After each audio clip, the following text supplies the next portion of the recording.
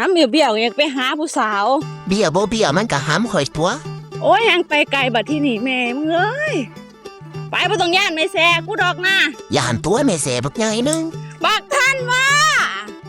น้ำไม่หยังก็เดี๋ยวนี่ไปหานอนอยู่เถียงพูนขี่กันจักบาทจะเป็นมันน้ำดีย่านมันว่าขี่แตกโลดบักอันนี้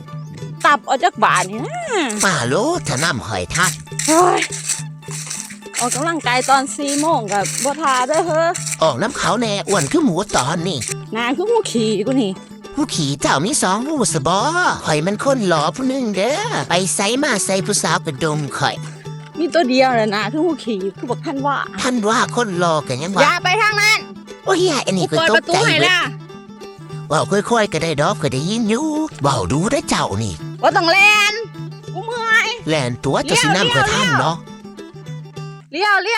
จากอยู่บ่ต้องมาสอนไปก็เด้อบุเจ้าสร้างยายนี่แล้วจมดูข่อยจักละลาว่าเป็นหยังจะคือบ่มีผัวนับเขา